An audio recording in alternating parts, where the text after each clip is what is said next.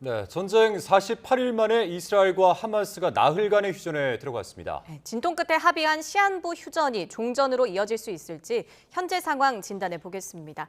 백승훈 한국외대 중동연구소 전임 연구원 나오셨습니다. 어서 오세요. 네, 어서 오세요. 안녕하십니까. 자, 교수님, 이스라엘과 하마스 전쟁 48일 만에 임시 휴전을 어제 했고 이제 오늘 이틀째인데 인질 석방 지금 현재 어떻게 진행되고 있는지 혹시 파악되고 계십니까? 지금은 안정적으로 그 협의한 내용대로 잘 진행되고 있습니다. 그래서 지금 이스라엘 측에서는 그 39명의 그 팔레스타인 인질, 자기네들이 구금하고 있던 팔레스타인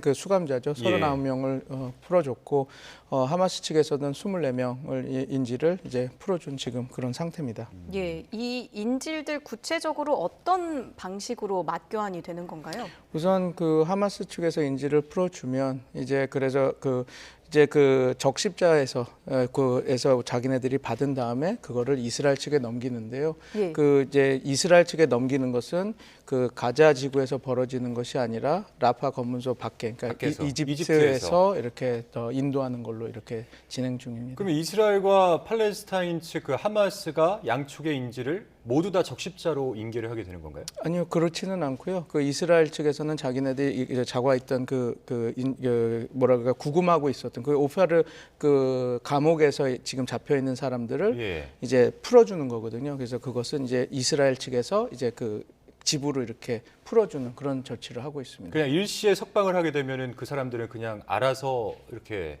본인의 어떤 거주지까지 이동을 하면 되는 그런 문제인가요? 본인이 이제 이스라엘 측이 인도를 하는 거죠. 그쪽을. 네네. 그래서 이제 이제 들어왔으면 우리가 그거에 맞게 같이. 근데 이제 이 라파 고문소 밖에서 그러니까 이집트 영토 내에서 이루어지는 이유도 있습니까? 이제 가자 지구 내에서 원하지 않는 이유가 있는 게 뭐냐면 이제 원래 지금 그 어디서 어떻게 풀려났는지 이런 것들에 대해서 하마스 쪽에서는 100% 공개하기 원하지 않습니다. 그리고 이번에 협약하는 내용 중 하나도 드론이나 소위 말해서 그 aerial surveillance, 그러니까 위에서 공중에서 이렇게 자기네들을 감시하는 걸 다 중지한 상태에서 우리가 진행하겠다라고 했거든요. 왜냐하면 그런 것들이 다 추적이 되면 하마스의 인질들이 여기 있겠구나 그런 게 파악되기 때문에 이제 자기네들이, 왜냐하면 이게 임시 휴전이지 전쟁의 중단은 아니기 때문에 이 4일 이후에 어찌 될지 모르겠지만 조금 연장될 수도 있고 아닐 수도 있는데 이 이후에는 전쟁이 또 시작될 거기 때문에 하마스 측에서는 자기네들 보호 차원에서 그렇게 원하고 있습니다. 저희가 앞서 그래픽으로 인질 석방 5단계를 띄워드렸었는데요. 다시 한번 보고 오겠습니다.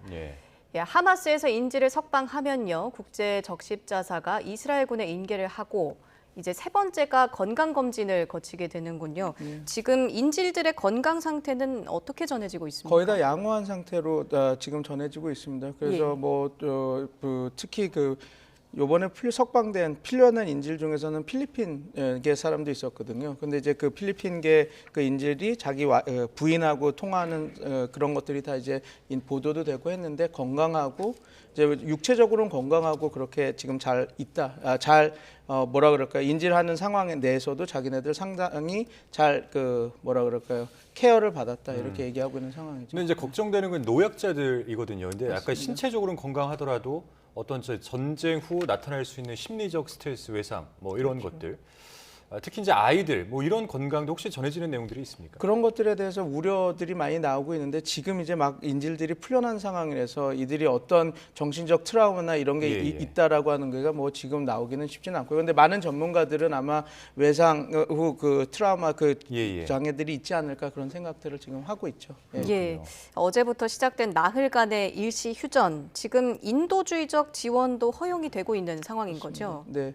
지금 그래서 한 150대 트럭이 지금 가자 지구로 들어간 걸로 나오고 이제 계속 EU 측에서는 이게 좀 확대됐으면 좋겠다라고 얘기하고 있습니다. 그리고 이게 협상이 되기 직전에 EU 통상 담당 집행위원관이 이 얘기를 했죠. 우리가 우리가 다 조사를 했는데 예. 여태까지 가자 지구에 들어갔던 그 물품들이 하마스에 그렇게 유용된 적이 없다. 그래서 우리는 계속 그 인도적인 지원을 하겠다. 돕혀가겠다 이렇게 얘기를 했고 지금 150대 트럭이 들어간 걸로 아는데 예. 이게 뭐냐면 전쟁 이전에는 하루 500대 트럭이 들어갔었거든요. 그 수준에는 3분의 1 정도 수준도 안 되는 거기 때문에 아직 부족한 거긴 하지만 어찌됐건 EU 측에서는 이걸 계속 더 확대해 나가겠다 이렇게 밝힌 상황입니다. 근데 이제 이 교전 중단 발표 시점 그 얘기를 한번 해보면 더 좋을 것 같은데, 그러니까 당초 예상보다 이 발표 시점이 좀 늦어진 경향이 있습니다. 그러니까 어떻게 보면 끝까지 그 이스라엘과 하마스가 끝까지 줄다리기를 했다 이렇게 봐야 될 텐데,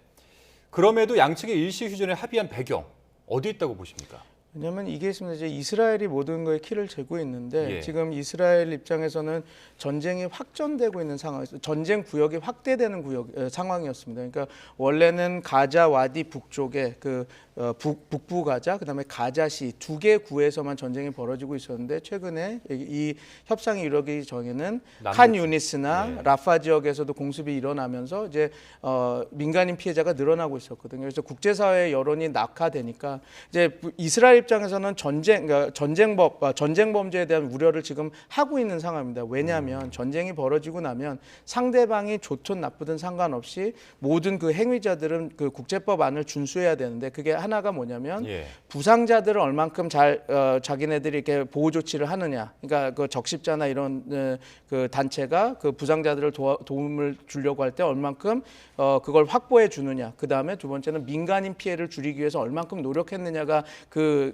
판단의 관건이 되는데요. 예. 지금 이스라엘은 전후 전쟁 개시하고 나서 그 소위 가자 지구에 있는 난민들이 피난할 수 있는 시간을 이틀 정도밖에 주지 그렇죠. 않았거든요. 그리고 예. 그렇기 때문에 이게 지금 남부 지역으로 확보되는 상황에서 임시 휴전이라는 조치를 하지 않고 난민들이 피할 수 있는 그런 시간과 공간을 확보해주지 않고 계속 이렇게 전쟁을 확전하면 이게 지금 국제 여론이 점점 이제 이스라엘의 나쁜 쪽으로 흘러가고 있는데 이게 더 악화될 수도 있고 나중에 그 전후에 그 전쟁 범죄나 이런 거에서 또 이렇게 여러 국제사회에 예. 비난이 있을 수가 있으니까 휴전을 할 수밖에 없는 그런 상황이 이제 근데 오게 그 되는 부분은 거죠. 어떨까요? 그러니까 이제 그 이스라엘 측이 하마스의 근거지로 병원 시설 꼽으면서 이제 병원 알시파 병원 대표적으로 그런 쪽이 이제 공격 많이 진행이 되는데 그런 부분도 나중에는 전쟁 범죄로 좀 바라볼 수 있는 여지들이 아직 남아 있다고 당연히 보십니까? 남아 있죠. 그래서 지금 이스라엘 측에서는 계속 공개를 하면서 여기 비밀 터널이 예. 있었다, 군사 시설이 있었다 하는데 아직 전쟁 상황이기 때문에 아직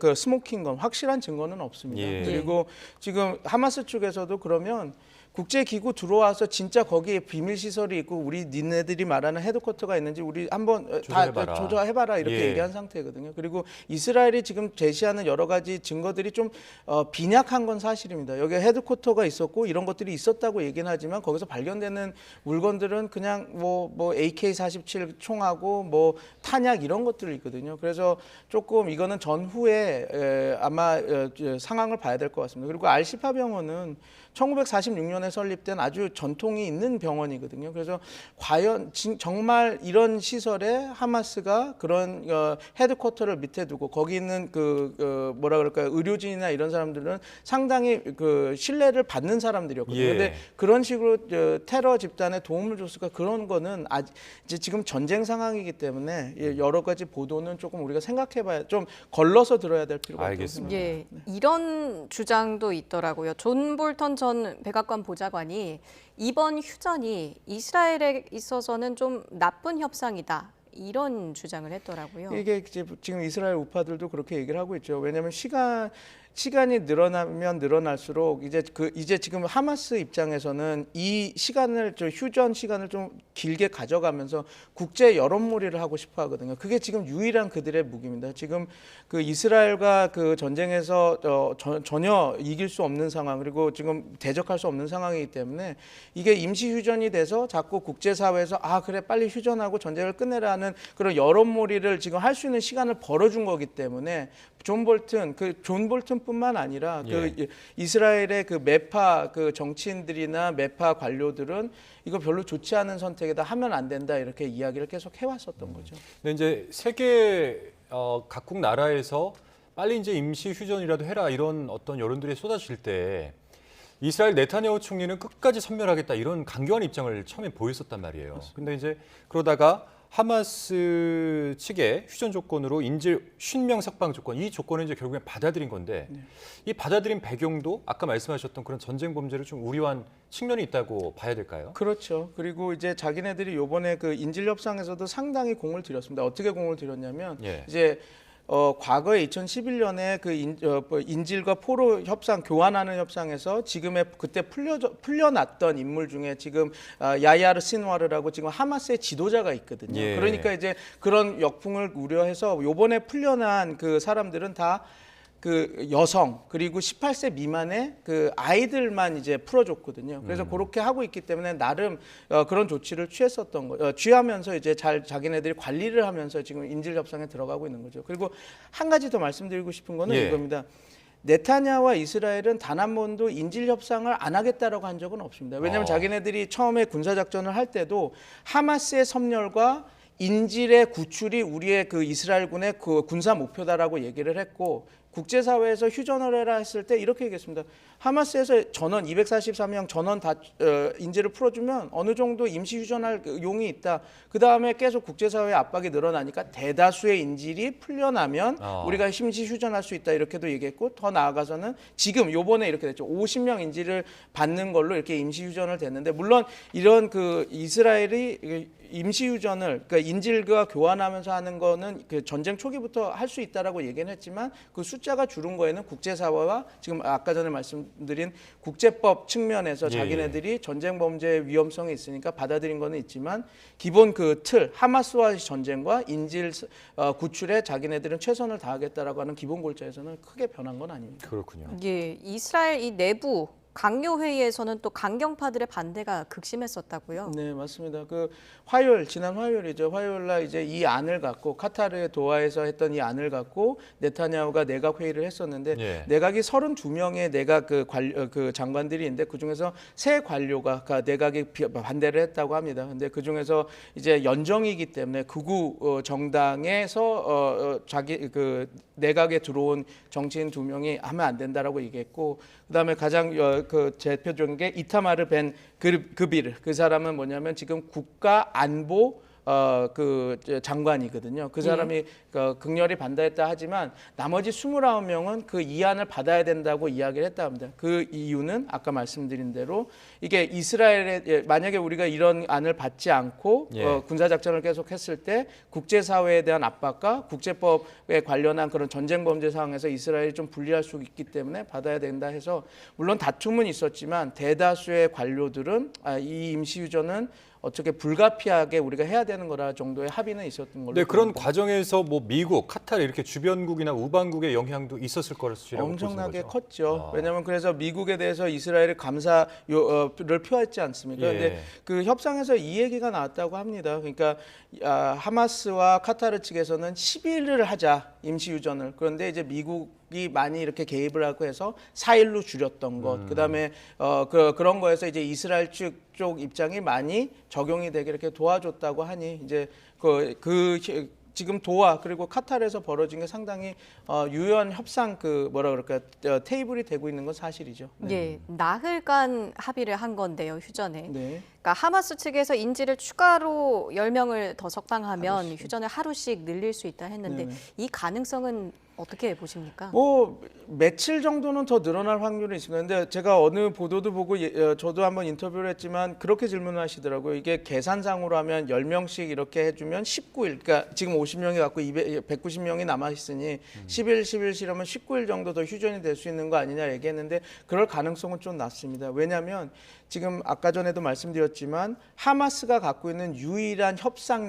카드 지렛대는 지금 인질이거든요. 그리고 자기네들이 처음 악사의 그 홍수 작전을 하면서 240명 인질을 납치한 이유도 여태까지 6차례 그 이스라엘과 분쟁사에서 자기네들이 어떠한 레버리지, 그러니까 지렛대가 없었을 때 얼만큼 자기네들이 당한 걸 알아서 이번에 전쟁 시작하면서 잘 준비해서 240명 인질을 납포한 겁니다. 그러면 그 말은 뭐냐, 자기네들이 갖고 있는 유일한 협상 카드를 이거를 다 그냥 줘볼 리는 없죠. 그리고 이걸 다 줬을 때 과연 그럼 평화가 구축되느냐? 아니거든요. 이스라엘은 지금도 계속해서 전쟁 끝난 거 아니다.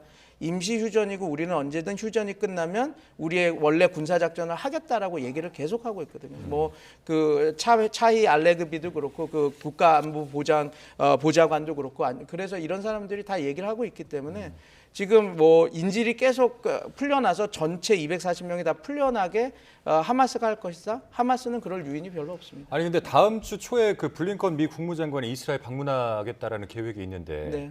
또 여기서도 뭔가 빅딜이 있지 않을까 이런 관측도 있는데 이게 혹은 그 영구 휴전안 혹은 정쟁을 끝내는 종전 이렇게까지 번지지 않을까 이런 관측도 있거든요. 그렇게 우리 교수님, 일부 그렇게 얘기하고 있는데 저는 그 가능성은 낮다고 봅니다. 뭐 아. 저희가 뭐 never say never라고 하지만 그래서 어떤 일이 벌어질지 모르지만 근데 우선 저는 블링컨이 와서 얘기하는 것 중에 가장 큰 어젠다는 포스트 하마스를 어떻게 운영하고 포스트 하마스를 이후에 누구를 거기에 대표자로 세워서 예. 이제 협상들을 진행할 거나 그거에 대한 이야기가 더 큰 의제라고 봅니다. 그래서 이게 그 영구 평화를 위한 미팅이라고 하는 것은 조금 너무 우리가 저도 그러길 원합니다. 그렇게 됐으면 좋겠지만 그렇죠. 그런 가능성은 좀 낮은 상황입니다. 알겠습니다. 여기까지 듣겠습니다. 오늘 이스라엘 하마스 휴전 이틀째 상황 짚어봤습니다. 백승훈 연구원과 함께했습니다. 고맙습니다. 고맙습니다. 감사합니다.